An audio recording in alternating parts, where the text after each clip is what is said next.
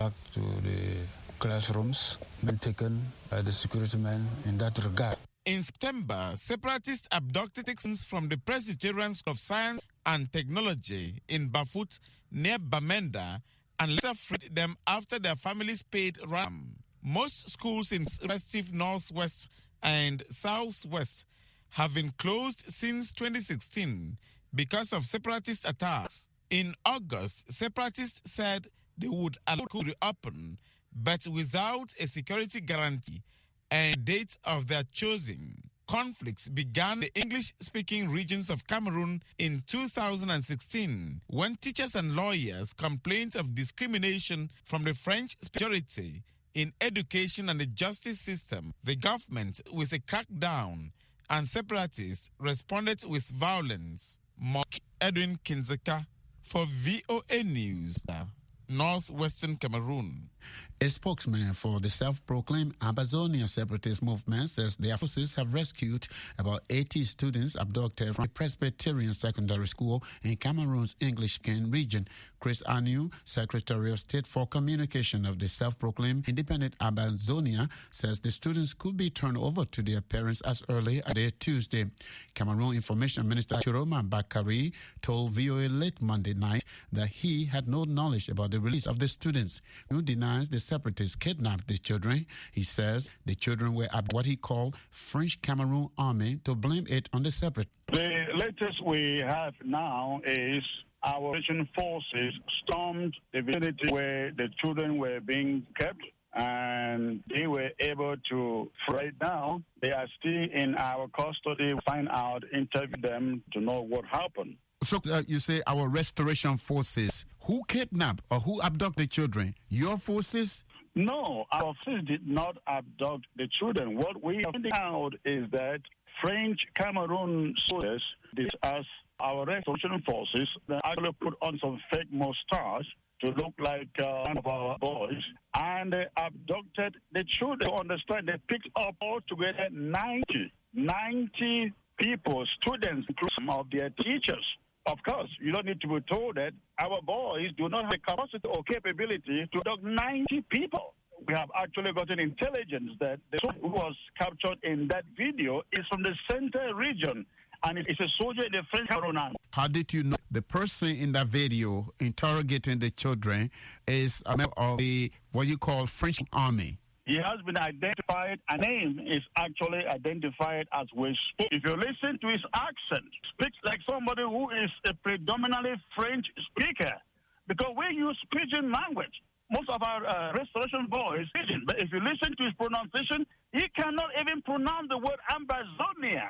So we realize he is one of us from the southern Cameroon. He is a French Cameroon army agent sent to pick up those students so that they can say, Ambazonia Restoration Forces, they are terrorists and they are now kidnapping them. The list that the government says its military intelligence are working to rescue the 80 kidnapped students and their principal. The government is blaming it on your movement. Well, the government of always selling after the market. Remember, we had no reason, absolutely no reason to keep students or their teachers. At the beginning of the school season, we made it very clear that have no pro-school resumption as far as there was security.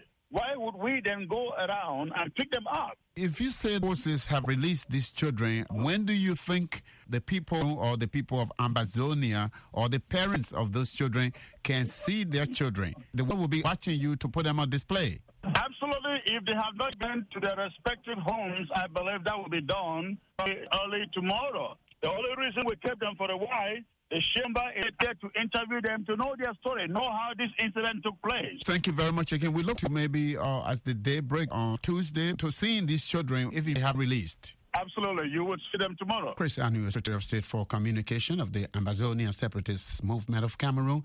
You're speaking with me from the U.S. city of Houston in Texas. You are listening to Daybreak Africa on the Voice of America. I'm James Botte in Washington. Today is Tuesday, November 6. Daybreak Africa time is 14 minutes past the hour.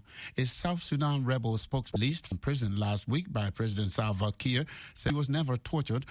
James Gadet Dak, former spokesman, SPLM-IO leader Riek Machar, says the most difficult part of his imprisonment was losing his freedom and not being able to see his family.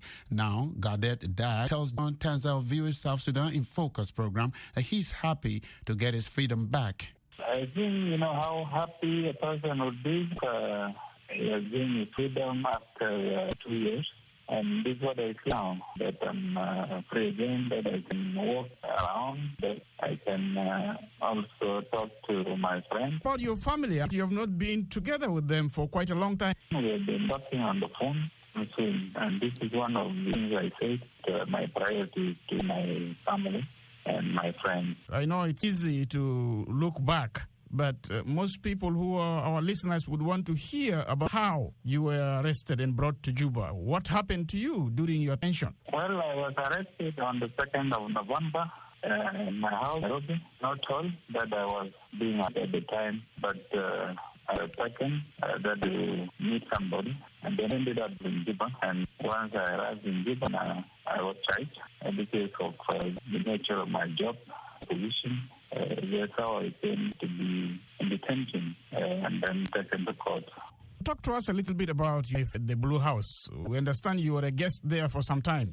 Yeah, when you are in detention, you don't have freedom to move. Try with what you are told to do. And this is exactly what happened. At the Blue House, I had to complete I was told to do as a person under detention. So placed in a cell where I would be paraded in the morning with the rest of my colleagues who were there.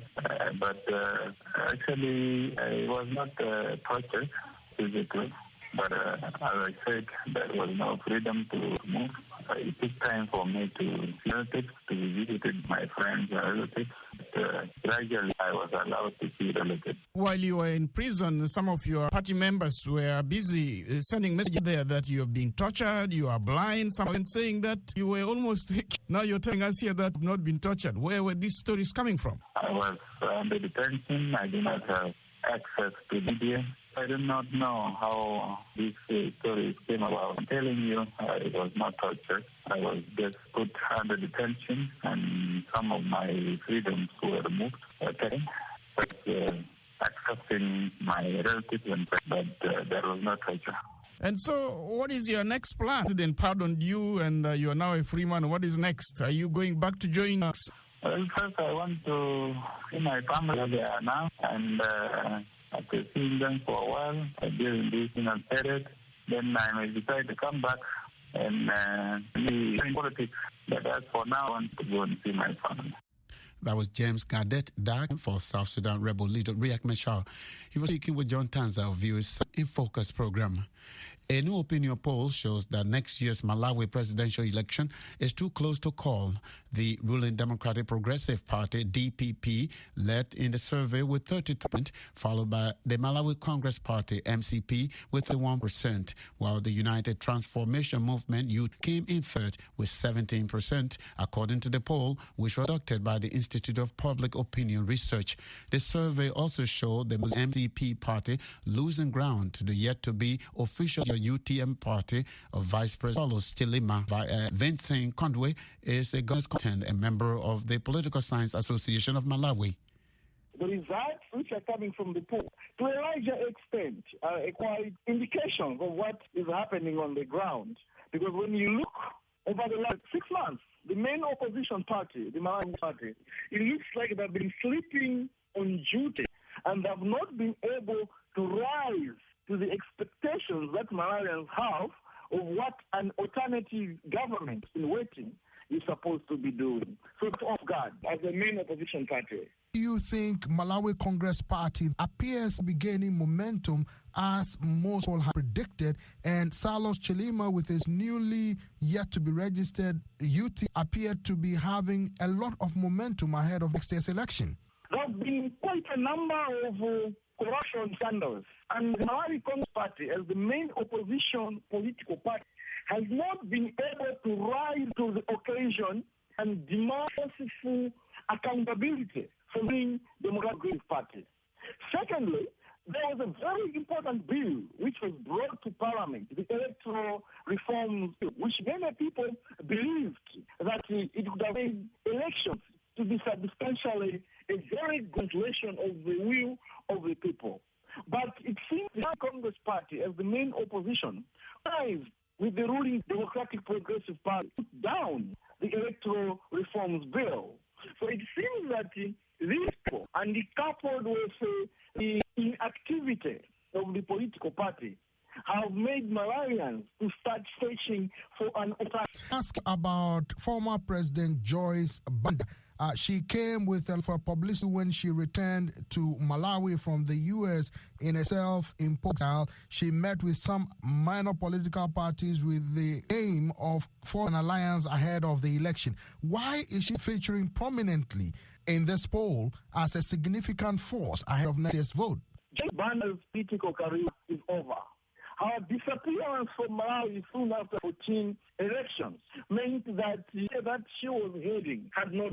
Over a long period of time, there was a leadership within our party, and the supporters who had been rallying her had no leader to look up to. So the supporters who were in her had decided to start searching for political parties or political movements that they could be able to follow. Vincent Kondwe is a governor's consultant and a member of the political science at Malawi. He spoke with viewers Peter Clotte from Lilongwe. An international conference to explore the establishment of a crimes court in Liberia kicks off this Thursday in Liberia's capital, Monrovia, will bring together experts, human rights defenders, and civil society actors to identify strategies to support civil society organizations working on accountability for war crimes in Liberia. Liberia's Truth Reconciliation Commission made over 200 recommendations, including prosecution of individuals found responsible for various kinds of gross human rights violation and war crimes. But former President Ellen Johnson said, and now the George Weah government have been hesitant in setting up the court for fear it might spark yet conflict. Adama Dempster is Secretary General of the Civil Society Human Rights Advocacy Platform of Liberia. The civil society community, the human rights community in Liberia, working in collaboration with a number of international human rights groups, thought it otherwise to host a national conference of this kind that will be able to help us draft a strategy that will be a platform where we can push for justice for past crime. As you may be aware, Liberia remains a country struggling with the legacy of human rights violations, atrocities, crimes committed over the course of 2 back-to-back civil wars in Liberia. These are gross violations of must be addressed, and accountability should be established at the end of the day in Liberia. So, Dempster, there is an appetite for the establishment of a war crimes Liberia because, some people might argue that, listen, the country has this war and we need to move forward. There is an appetite. We are, as a country, on the human rights standing to be able to address rights violations. I will tell you squarely that until we address the past human rights violations, the current human rights situation in Liberia remains challenging. So it's an appetite. We have a huge victim, people who became victimized as a result of the civil conflict, had the opportunity to have a redress. There had not been any reparation for any victim within this country, and most of the victims with medical complications. And we think at the expense of these victims, those who are accused for committing these horrific crimes, the more powerful people in our society today. That is not a situation for Liberia. So indeed, we are saying that to be able to get Liberia on the right trajectory, the issue unity must come to an end. And there should be a deterrent so that past crime is not going to occur in Liberia, so that even in future time we cannot go back or slip into conflict. I asked the question about the appetite because I think sometimes the foreign minister or someone in the Liberian government currently suggested perhaps that the call for the establishment of a crimes court should be put to a referendum. Yeah, you will find he is not the only person in government that have come to speak to the issue in that context. But what is important is that they need to know Liberia's human rights obligation. The issues we are talking about, they are international human rights violations. That is not something that you need to go to for. These are international crimes, no statute of limitation. So again, it is a learning point where most of our business, our government officials need to understand the human rights sensitivities before they can even respond or talk about these issues. Mr. Dempsey, thank you very much for speaking with us. We shall check with you again before or after the conference. Thank you very much. You are welcome. Thank you. Adama Dempster, Secretary General of the Civil Society Human Rights Platform of Liberia. You're speaking with me from the capital, Monrovia. Americans are voting today, Tuesday, term election to determine which political party will control the U.S. Congress for the next 2 years. VOA national correspondent reports that despite the many issues dividing Americans, Democrats and Republicans seem to agree that the central U.S. election is President Donald Trump. For Donald Trump, this year's midterm elections are personal. All of this extraordinary progress is at stake. It is at stake. I'm not on the ballot, but in a certain way, I'm on the ballot, so please go out and vote. Go out and vote. But as much motivates his core supporters, he also energizes critics like Jenny Hines. There's an act of resistance to this president who is operating as if he is above the law. Does anybody have any questions? Trump is the central figure in this year's election, says American University analyst David Barker. Yes, Democrats from the day after the election, 2016, have been waiting for this day, and it's all about Trump. Trump he wants it to be all about him. Kanye's been a friend of mine for a long time. Trump has accepted a trend to nationalize congressional elections, says Laura Brown. It really is now all national, and everyone is kind of looking at this as either a referendum for or against the president and his party. For Trump and base, it makes sense, says former Trump strategist Steve Bannon. I think if you make this a national referendum and nationalize this election on the success of President Trump's program, it's a clear winner. And I think the Democrat crushed. Those are skeptical, including former Republican National Chairman Michael Steele. All right, fine. You want it to be about you? Well, every candidate on the ballot now has to account for your behavior, has to account for your tweets. Get out and vote. Thank you. Trump is likely to generate higher Democratic turnout, says Maryland Congressman Dutch Rupersberg. When all you do is care about yourself and not about people, and not people what they need, about your seniors needing medical care, you just want to look good and knock them, which is happening. This is hurting, and this is why I think a lot of people will come out. We are going to fight, and we are going to win. The president does not seem to be worried, preferring instead to his own supporters, says Gallup pollster Frank Newport. He's kind of given up on attempting to broaden his appeal, it looks like. It fits more with his style. He has a very, as we all, combative style. He likes to have enemies because gives him somebody to fight against. So. VOA national correspondent Malone reporting. This is it for this Tuesday, November 6th edition of Daybreak Africa. On behalf of the Daybreak Africa team, producer Nicole Beckford, reporter Claude Enrique, as well as post editor Samson O'Malley, along with our engineer Jimmy. I'm James Bob, wishing you a very good day. Interested in of news and events in Africa? Then plan to join me, Douglas Impuga, at the round table every Thursday at 17:30 UTC. We'll have African journalists and expert guests discuss the topic. We take a deeper look at important African news topics. So plan every Thursday at 17:30 UTC, right here on VOA Africa.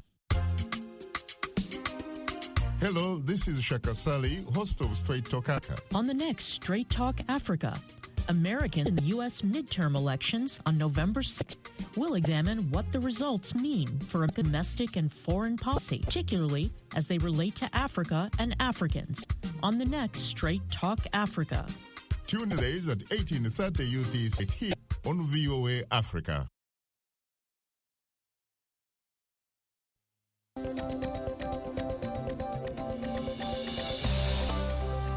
Hello there. Today is Tuesday, November 6th. This is VOA's International Edition. I'm London and Washington. Coming up, as Americans across the country prepare to vote in critical elections, celebrities, a former president, and the U.S. leader make case. The energy that we have, the energy that this whole now, it's really incredible. What happens to the Russia investigation after the midterms? The U.S. reinstates all sanctions on Iran. Also ahead,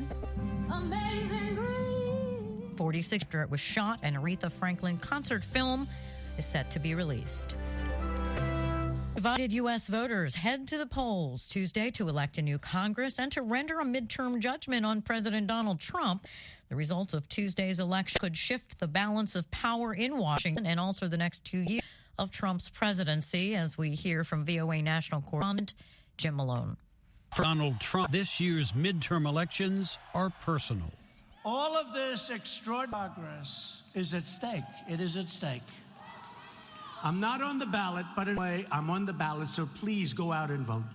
Go out and vote. But as much as Trump motivates his courses, he also energizes critics like Jenny Hines. There's an resistance to this president who is operating as if he is above the law.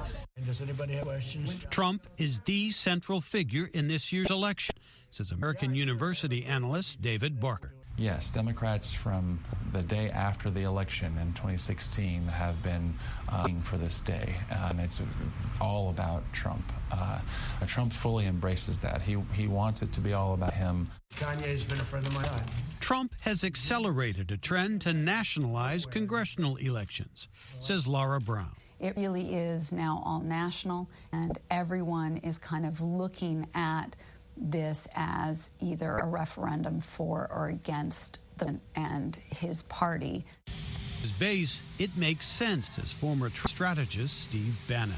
I think if you make this a national referendum and nationalize this election on the success of President Trump's program, it's a clear winner. I think the Democrats get crushed. But others are skeptical, including former Republican National Chairman Michael Steele. All right, fine. Want it to be about you?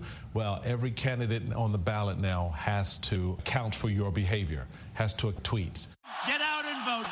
Trump is likely to generate higher Democratic turnout, says Maryland Congressman Dutch Ruppersberger.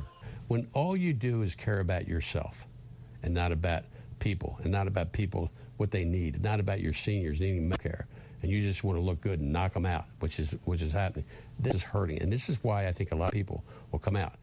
We are going to fight, and we are going to win, win, win. But the president does not be worried, preferring instead to rally his own supporters. Pollster Frank Newport. He's kind of given up to broaden his appeal, it looks like. It fits more with style. He's, as we all know, a very combative style. He likes to have enemies because that gives him somebody to fight against. So it would be hard for President Trump anyhow to probably try to broaden his appeal.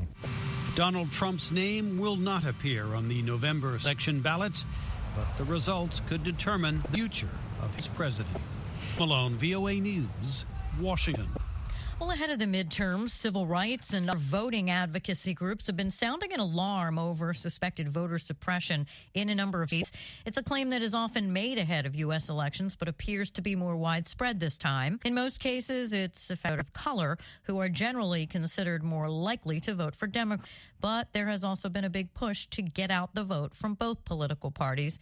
Here's President Trump on Sunday. Who ever even heard of midterm? They don't even know what it is. I've had a lot of people say, I don't know what midterm is, but now I'm watching every single minute, and I'm going out to vote. But geez, you have to vote. When former President Barack Obama, who's been campaigning for Democrats, had a message as well. We have not seen, at least not in my lifetime, are politicians who blatantly, repeatedly, baldly, shamelessly lying. Don't boo, vote.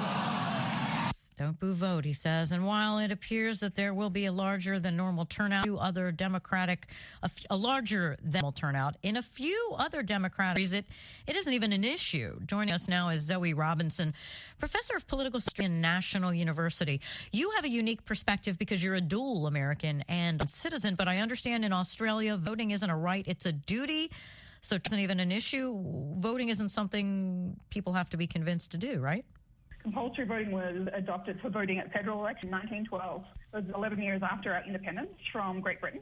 And all states now have voting, and everybody has to vote or you get fined. So it's just a mandatory thing. Everyone votes. And is it just something that people just plan to do? Yeah, voting for us is on Saturdays. It's not on a week. So it's set up to ensure that everybody can attend and ballot. There are large numbers of election places, places of voting. polling places. They're usually schools or town halls. There are enough. There's not usually a significant line. I waited more than half an hour to vote in Australia. I waited 4 hours in Chicago. So, and it's open when there's sausage sizzles on, and you get a barbecue that's outside all day, and you get fed food breakfast. They call them the election sausage here. You go along, you get your election sausage, you vote, and everybody votes. It's just part of what we do, and it's part of the culture. Fascinating. So there's never really any question about whether or not of candidates going out there and pushing people to go to the polls, because that's not what they're talking about. They're talking about the issue and their view. Is it like that anywhere else in the world? They're voting, as far as I'm aware, in a handful of countries. Belgium, I know, has the oldest existing compulsory voting system. Just quickly looking at my notes, compulsory was introduced 1893 for men in Belgium, and then women, when universal suffrage came in, I think in the 1940s. Australia also has compulsory voting, and I believe there are a handful of other jurisdictions that have it, but it is not the norm. You're right, it is not the norm. The idea is that it gives a heightened political legitimacy. We have a turnout in the 90% to 100% of voters turn out. And the Independent Electoral Commission does a lot of work, for example, for rural voters and Indigenous voters. So I was asking a colleague, said, well, what about in remote Indigenous communities? Do kind of a form of voter suppression in that they're not to vote? She said, no, the electoral, this Independent Electoral Commission actually does a lot of work in going out and helping the Indigenous communities vote and then collecting them and actually having them count. Overall, how would you say it given that you have dual citizenship and you've been here in the U.S. and in Australia, how would you say that the compulsory voting works out? I think the compulsory voting is important, and I say that as an Australian. I think that it's very different from perspective.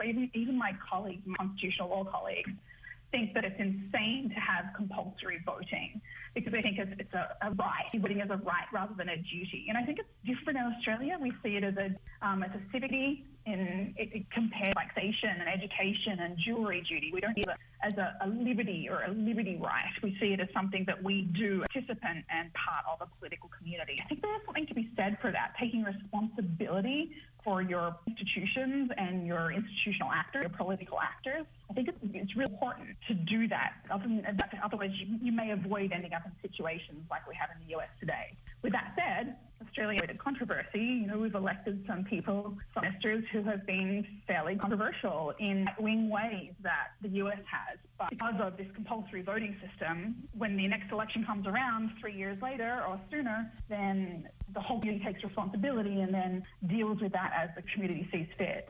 All right, that is Zoe Robinson, Professor of Political Science with Australian National University. Some of the stories we're following at voanews.com. 80 students and a principal kidnapped in Cameroon. Iraqi refugees in Syria refuse to return home. The Tanzanian government is distancing itself from calls for LGBTQ crackdown. And Cameroon detains journalists reporting on unrest for propagating false information. Find expanded coverage of these stories and more at voanews.com and on our VOA mobile app. This is International Edition.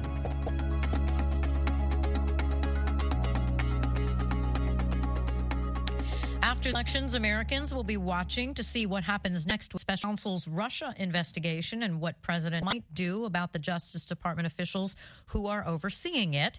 Special Counsel Robert Mueller is under intense pressure to announce his findings or end the probe. The president fires those in charge of the investigation. The people who replace them could be forced to fire Mueller or end the investigation. Talk about what might happen is criminal defense attorney Jack Rice. Jack, it's been very quiet information coming out leading up to the midterms. What do you think we will be seeing and hearing? There really isn't Justice Department policy on this. The purpose is to make sure that you don't have a political impact. Of course, that sort of ignores what happened with FBI Director James Comey last election, but nevertheless, I think that's the goal. But if you look at where they are right now, there's a couple of things that I think the Mueller investigation is really looking, and that has to do with former Trump advisor Roger and his potential attacks with WikiLeaks and maybe even his conspiracy and involvement there. That's a very, very big issue, and I think one that they're really looking at. I think there's a couple of others that are as important potentially. There's still issues of statements made by Attorney General Jeff Sessions, Jared Kushner, Donald Trump Jr. These are all issues that are out there. Of course, the last one, and maybe the biggest, is that the investigation has wanted to sit down with the president himself. His lawyers had pushed back, but in the end, that's really what they want. We haven't heard a word about whether the president actually agreed or if he's been subpoenaed. Is it possible that he has subpoenaed and we don't know about it? No, I don't think that would have happened. Typically, it would work as you're pushing back and forth because there's a lot of leads on whether or not technically, if he were subpoenaed, he could be forced to sit down. And generally, you use that subpoena as something that's sort of the driving force. The end of it wouldn't do it on the front end. They're still trying to negotiate about it. The Trump administration has really tried to either answer no question or answer all of them in writing. The problem with in writing questions, of course, is that the president will never answer any of those, and those are all done in very legalese, and it's done to essentially say nothing and protect the president completely rather than actually have them honest and forthcoming. Also, on the other hand, we know that the investigation itself, they really want to sit down with the president, want to know what it is that he actually has to say, and we know that this president shoots from the hip. Really, we haven't seen indication that Mueller's ready to close this down. This is only coming from reports sort of being pressured to do that. Of course, the president's been calling this whole thing a witch hunt. And we're also hearing that after the midterms, the president could be potentially firing the people that oversee the investigation in the Justice Department. What would that mean if he fires Attorney General Jeff Sessions and, of course, Deputy Attorney General Rod Rosenstein, who is overseeing the case? That's actually a really big deal. The potential of the president firing a whole slew of could potentially have an impact on the process itself, especially Rod Rosenstein, because he really is overseeing the investigation. Bob Mueller has to go to Rosenstein. He is fired. He would be replaced by the Solicitor General. The Solicitor General actually has conflicts of his own when it comes to this issue as well. So there's a lot of questions on what that might potentially, the idea that he could shut the investigation down himself, whether or not something like that. But now there are limitations there because I think would drive the investigation to produce some results. And I think that's one of the reasons we're saying sort of expansive indictment. So in other words, what I mean is that the indictment, extra information is necessary in order to prove a charge. The benefit of something like that lays out more of what the investigation is doing and why it's important, not just for itself, but for future parts of the investigation to make it actually harder to shut the investigation itself down. So do you think it's possible that even Rod Rosenstein got fired, that this investigation, or for that matter, if Mueller was fired, would his work continue? Do you think he's put it in a safe place, sort of hidden, or I don't know how that works? Well, I think that he is fired. In a case like this, what you have is a very serious and intense investigation where these people are moving forward and they're establishing every claim that they make. And what they will do as fast as they have to, they will make that as public as they possibly can. In the end, there are laws in place that require that provide whoever is in charge, meaning Rosenstein or whoever would come next. There is a requirement to disclose that even if you shut it down. So in other words, you would have to say, well, I'm looking at this, here it is, but I'm still going to shut it down. The problem with is if you do that, that still puts that in the hands of members of Congress. Now, there have been limitations there, of course, because the Republicans have been in charge in both the House and the Senate on the intelligence committees and the judiciary. If you see some election change, you may have a more interesting look at that issue, especially on the intelligence side. Do you think there's still a possibility the president will be subpoenaed? Yeah, I think that if you look at a number of people who have actually been indicted, but the one thing we have seen is an incredibly thorough investigation with some very, very sharp people. And I think they know watching. So if you look at the investigation itself, they are literally looking at every angle of this to ensure that if they say something, it's something that they can prove, something that they can establish as beyond reproach. Ultimately, that is their goal. All right, that's criminal defense attorney Jack Rice. The Trump administration has reimposed sanctions on Iran's oil industry and financial sector, following through on pledges to roll back relief Iran received as part of the international agreement, its nuclear program. U.S. Secretary of State Mike Pompeo and Secretary Steve Mnuchin said Monday the sanctions restore bans on purchasing Iranian oil, a major component of Iran's economy. VOA State Department correspondent Cindy Sain tells International Edition's Sarah Williams that U.S. officials believe it's now up to Iran to determine its future. Secretary Pompeo said that the regime, as he said, can either do a 180-degree turn from what he called its outlaw course of action and act like a normal country, or it can see its economy. And Treasury Secretary Mnuchin made clear just the scope of these sanctions, saying that Monday 700 individuals entities, aircrafts, and were targeted in the U.S. Treasury largest ever single-day action. So this was a very, very comprehensive move. However, there are countries that are receiving waivers, including China, India, Japan, South Korea, Taiwan, Italy, and apparently they represent the majority of Iran's oil export. These sanctions seem like they're somewhat restrained. That's right, Sarah. And some critics are saying, that the administration has not been tough enough in allowing the sanctions. And as the secretary announced those countries, basically some of Iran's biggest importers of Iranian oil, he indicated that the U.S. also did not destabilize the international oil market. So that's a consideration. There's always political considerations, domestic political considerations with these measures as well. And I think the U.S. does see, domestic gasoline prices skyrocketing. Terms coming up. Yes, right.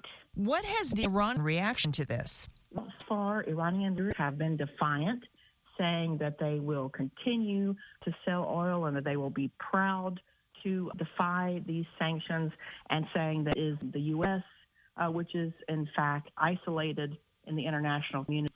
So we'll have to see. There's been some interesting indications on both sides.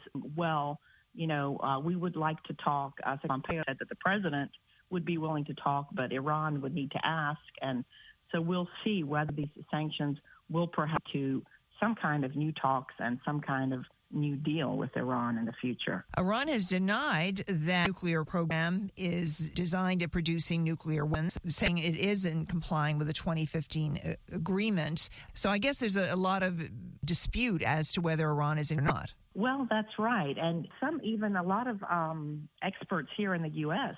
have said that Iran was, in fact, in compliance with the so-called Iran nuclear deal.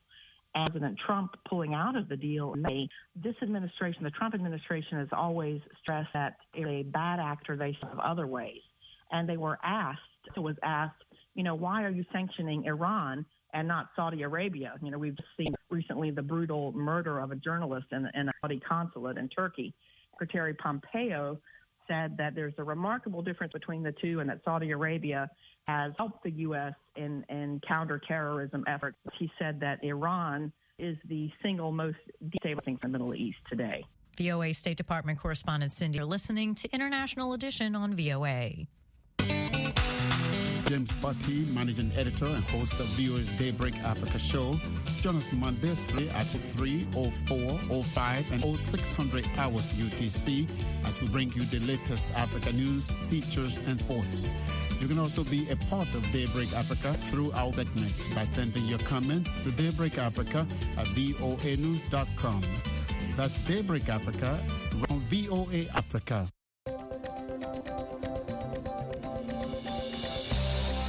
VOA International Edition continues. The Freddie Mercury biopic Bohemian shrugged off production troubles and mediocre reviews to debut well above expectations. The 20th Century Fox release was #1 office for its opening weekend in the U.S. Joining us now for a review of this and one other movie that's getting a lot of buzz, Vegas film critic Jeff, tell us about Bohemian. This is a biopic of the band Queen and the incredible, flamboyant, talented, legendary lead singer Freddie Mercury. I want to give the audience a song that they can perform. What's the lyric?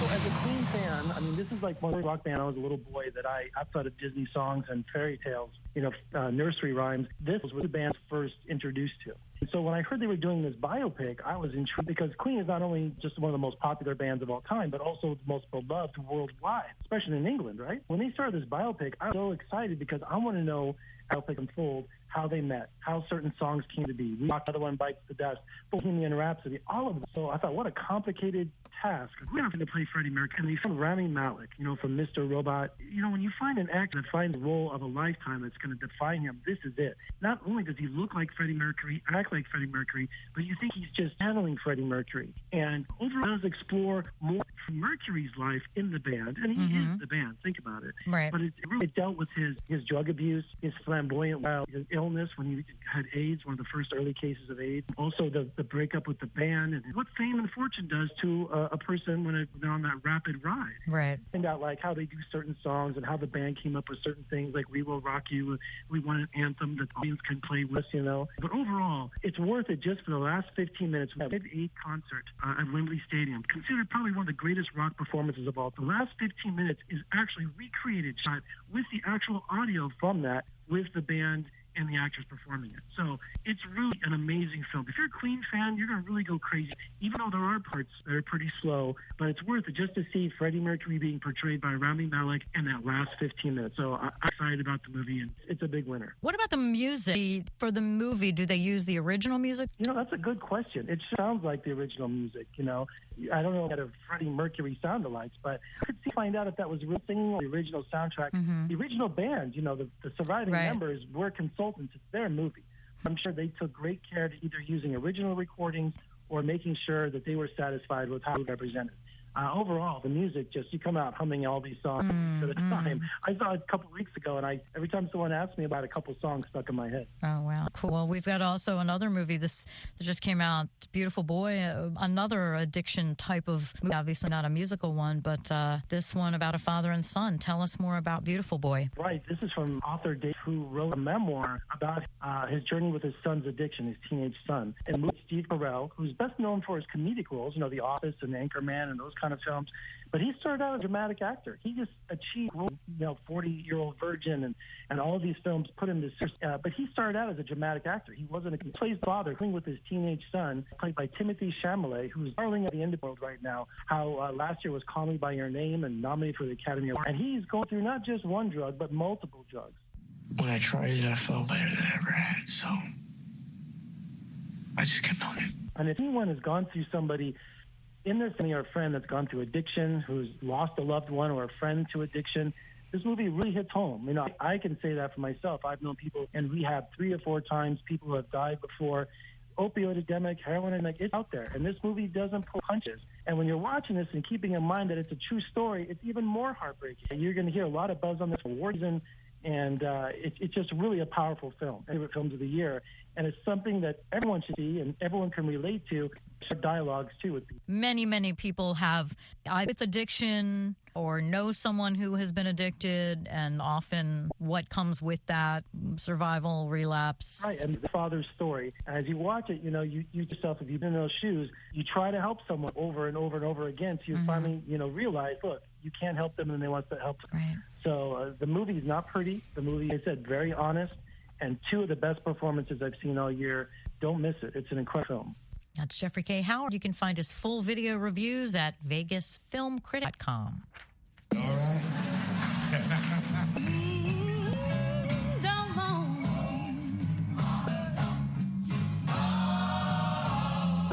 More than 40 years after it was shot, the Aretha Franklin concert film Amazing Grace will finally be released. And the most tortured and long-running sagas documentary films, the late gospel singer's estate and film's producer Monday that Amazing Grace here November 12th at the DOC NYC Film Festival with the full support of Frank's. The film captures Franklin's performance at the New Missionary Baptist Church in the Los Angeles since January of 1972. Music from the 2 performances was released as a live album. 1972. After acquiring the film's rights in 2007, producer Alan Elliott brought in a team to construct the film, which he calls a labor of love. Franklin passed away in August. The late singer's estate said Amazing Grace was an important part of her legacy. Franklin's niece, Sabrina Owen, said Monday that the film is authentic and her aunt, at her core, a daughter of the church who loved gospel music and always incorporated some sort of sacred music in her concerts. An Oscar qualifying release is planned for this fall with a larger rollout in theaters likely coming next year. The film doesn't yet have this.